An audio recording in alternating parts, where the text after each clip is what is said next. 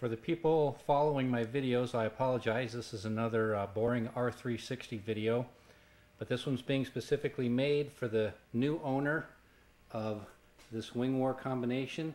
I'm going to go through the steps of how to tear it down and disconnect everything, and then following those directions or instructions in reverse, you should be able to connect it all back up again and have a playing machine. So here we go. First thing I'm going to do is disconnect the three-phase power that comes into the machine. It comes in on the back side in this panel. You have to take off a couple screws and remove this entire panel.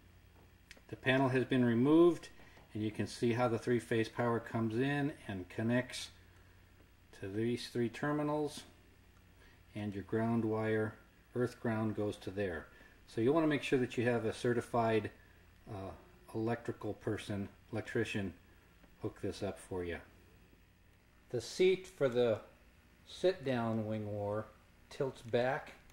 I usually take a towel or something and put it underneath the head so it doesn't get scratched. I come in here and go along.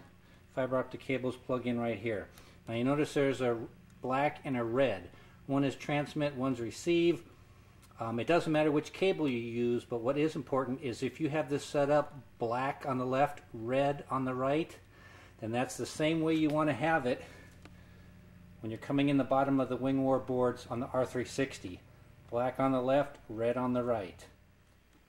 This is a close-up of the fiber optic cables coming into the R-360, and you can notice that they just come around and enter in through this hole here.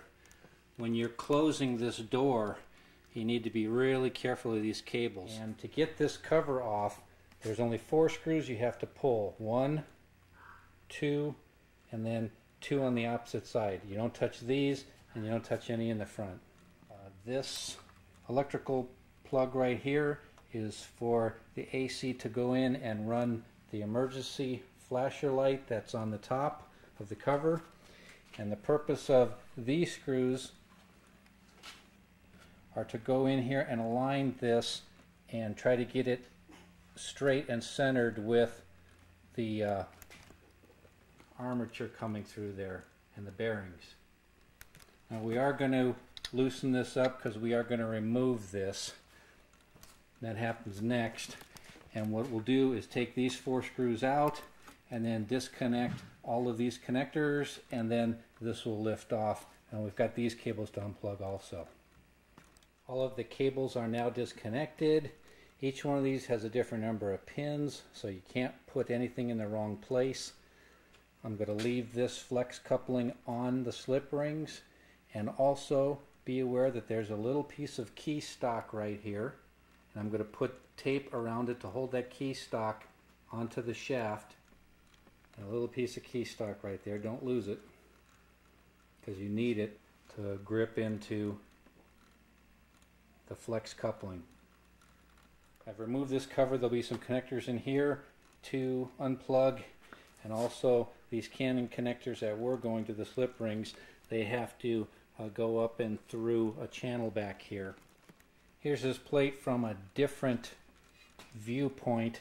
When you go to put this plate back on, you'll have to lift this pillow block and slip the plate under, and then these cables for the encoders on the slip rings, they will come up through, and they're held down by the cable clamps on each side. You can see this is all one piece, and it goes up and under here. I'm including this piece of paper which has all the different colors of the connectors that are down inside this hole. So this piece of paper will show you how to connect everything back up again. And all those connectors go through to the attendance tower. In the attendance tower there's 5 nuts. There's one up here, and there's 4 more down here. Right there. 2, and then 2 up above. Total of 5.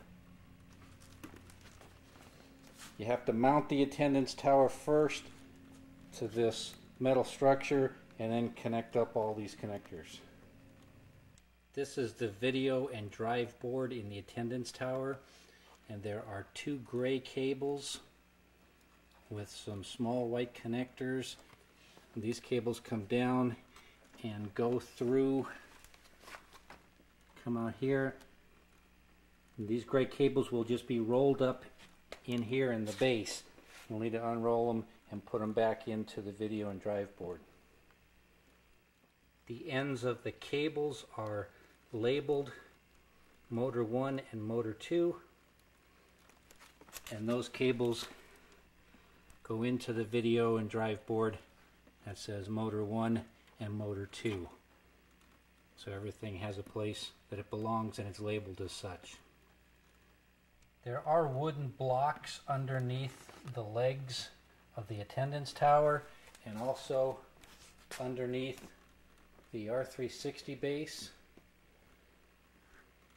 Right there. You want to cut new wooden blocks and put them underneath all of the feet to help protect the floor where it's going in. Here's the attendance tower moved away.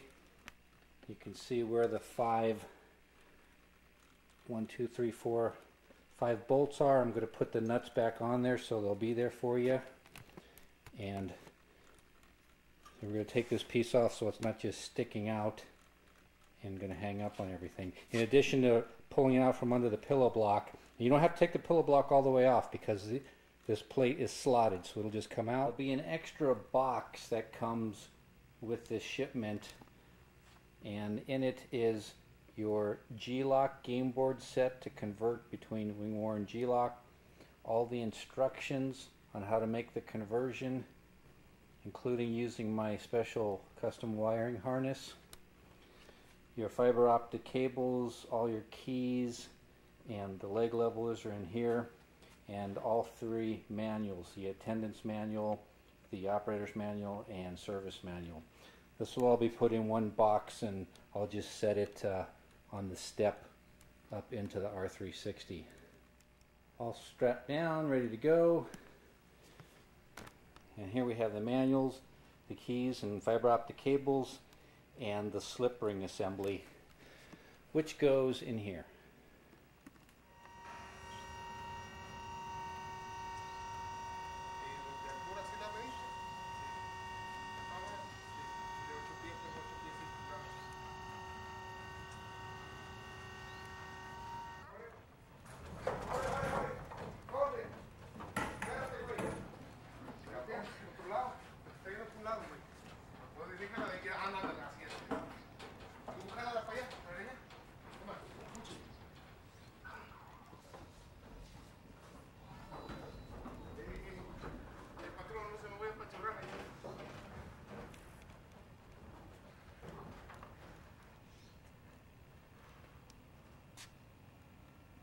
Your 2 boxes are sitting right down here in the machine. Sitting right down there, so they'll make the trip down to you okay. And it's all padded up, protected real well. So you should be in good shape.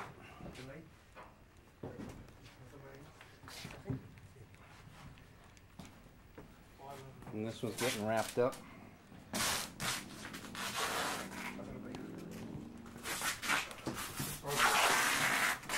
You guys want to be on YouTube? Sure. I ain't hiding for nobody.